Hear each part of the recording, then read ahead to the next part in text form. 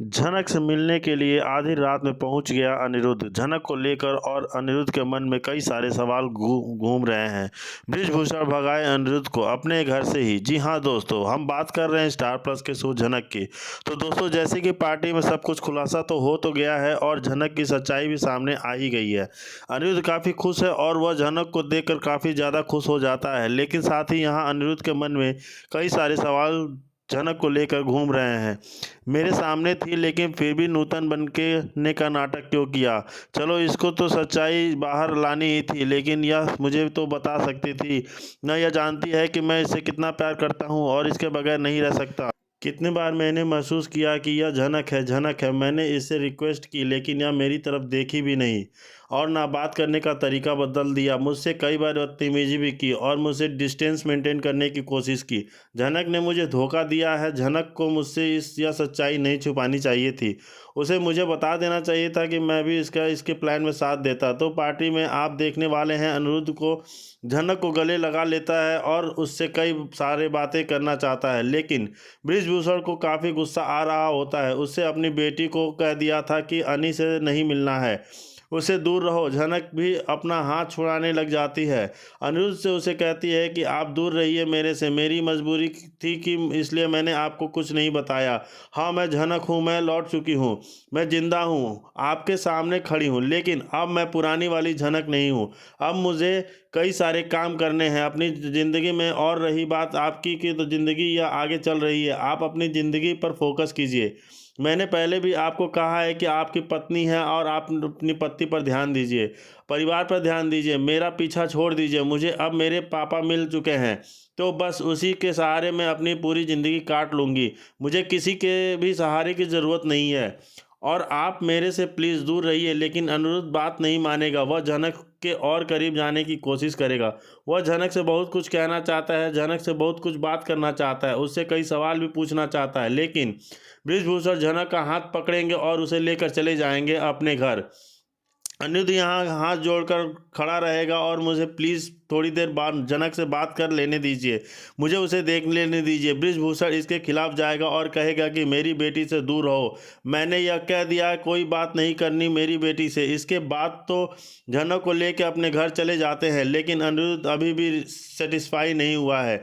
उसे अपनी बात करनी है, झनक से मतलब करनी है। तो अब वो कैसे मिले झनक से? फिर क्या बिना बुलाए वो झनक के घर पहुंच जाता है? ठीक उसी तरह जब वो एक बार और पहुंचता झनक के घर नूतन से मिलने के लिए, तो यहाँ पे भी वह फिर से पहुंच जाने वाला है बृजभूषण के घर। यहाँ बृजभूषण जी अपने कमरे में होते हैं और झनक बाहर होती है। अनिरुद्ध जो है झनक के पास जाता है।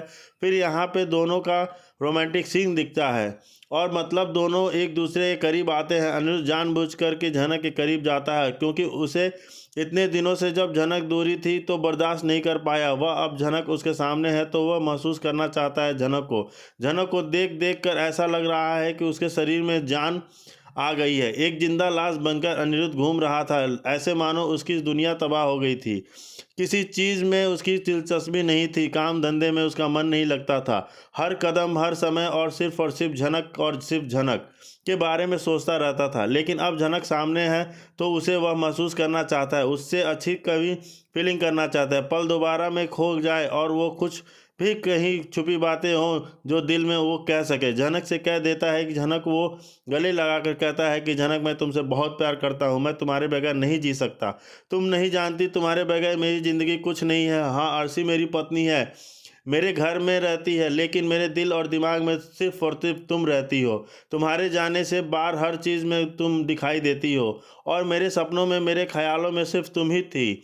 और जब मैंने तुम्हें देखा था नूतन के रूप में, तब मैं एकदम हिल गया था, शन्न रह गया था कि कभी कभी झनक की मौत की खबर मिली है, मैंने वीडियो देखी है, लेकिन तुम सामने खड़ी हो तो मेरा दिल और दिमाग दोनों में फाइट चल रही थी।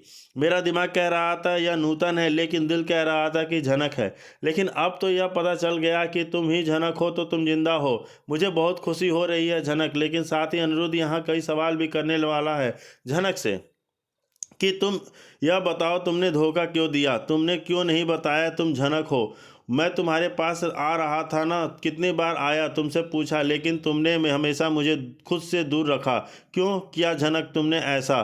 बताओ मुझे क्यों किया। झनक अनिरुद्ध को बहुत समझाने की कोशिश करेगी और कहेगी कि देखिए सर जी, जो कुछ भी था वह आपको बता चुकी हूँ। अब बार बार एक ही चीज़ को पूछना ठीक नहीं है। अभी अच्छे से जानते हैं और मैं भी अच्छे से जानती हूँ कि हमारे रिश्ते का कोई भविष्य नहीं है। अर्शी मुखर्जी आपकी पत्नी है और उन्हें उन्हें बता दिया कि आप लोग बेबी प्लान भी करने वाले हो और आप दोनों ही करीब आ चुके हो। यह बात भी मुझे अर्शी बता चुकी है।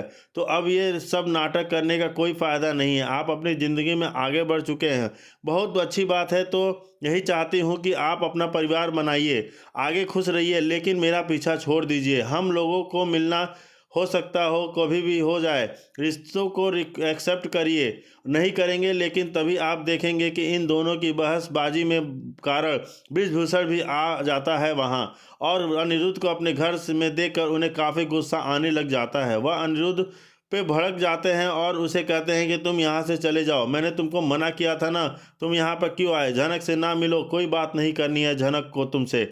और तुम क्या बात करना चाहते हो, मुझे एक बात बताओ, तुम झनक से क्या बात करोगे। तुम इससे प्यार करते हो पर शादी तो तुमने किसी और से की है, तो मेरी बेटी को तुम कैसे खुश रखोगे यह बताओ। और तुम्हारा पूरा परिवार में से एक भी बंदा झनक को पसंद नहीं करता, तो तुम कहाँ रखोगे झनक को। मेरी बेटी अगर शांति चाहती है तो तुम यहाँ से चले जाओ, मेरी बेटी का पीछा छोड़ दो, झनक तुम्हारी नहीं हो सकती है। दोस्तों, हाँ दोस्तों, यही सब होने वाला है। यानी अनिरुद्ध झनक के पीछे पड़ेगा और यहाँ पे ब्रिजभूषण जो है अनिरुद्ध को झनक से दूर करने की कोशिश करेगा, और असमंजस में यहाँ झनक पड़ चुकी है और कहेगी।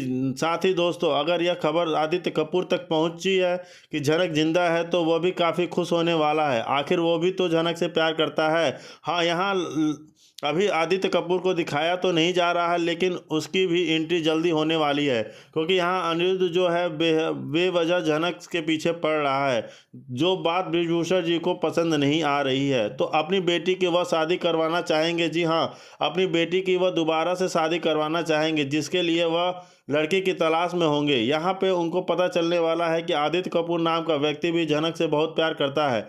आदित्य के बारे में झनक भी बताएगी अपने पिता को।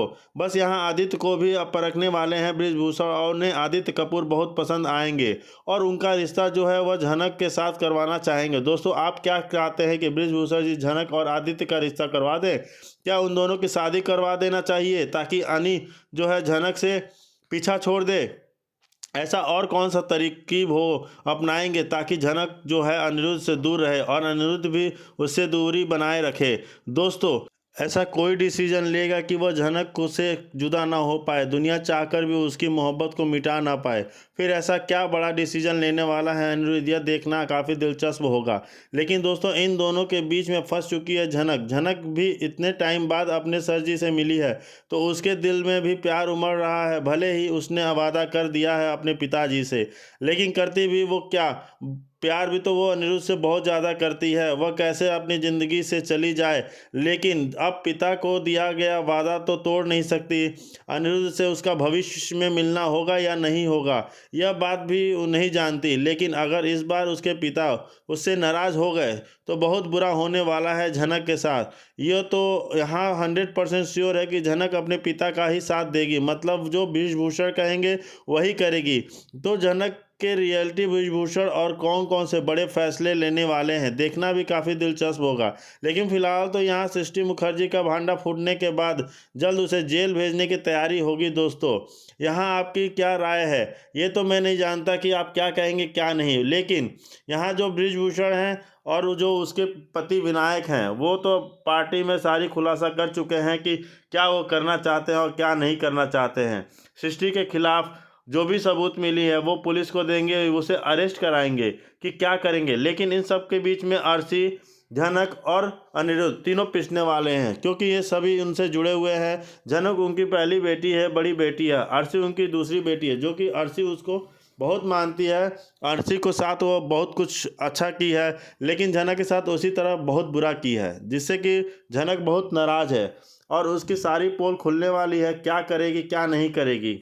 जब से विनायक मुखर्जी ने अपने तलाक की बात अनाउंसमेंट किया है तो सृष्टि मुखर्जी का काफ़ी ज़्यादा परेशान हो गई हैं। इनफैक्ट वह जैसे जैसे उसकी सच्चाई को बाहर ला रहे होते हैं, बात हो करते रहते हैं, सृष्टि की वहाँ तबीयत खराब होने लग जाती है और जैसे जैसे ही तलाक का नाम लेते हैं उसकी तबीयत और ज़्यादा बिगड़ जाती है। जहाँ सृष्टि मुखर्जी बेहोश होकर गिर जाती है वहीं संभालने के लिए पहुँच जाती है उसकी बेटी, क्योंकि वहाँ और कोई जाना नहीं चाहता। क्यों सब कोई इस असमंजस में पड़ा है कि आखिर सृष्टि मुखर्जी ऐसी औरत हो सकती हैं। उसने ऐसे ऐसे कांड किए हैं जिससे कि उसकी बेटी, उसके पति, उसकी पहली बेटी और उसके पहले पति सब डरे हुए हैं और क्या होता है क्या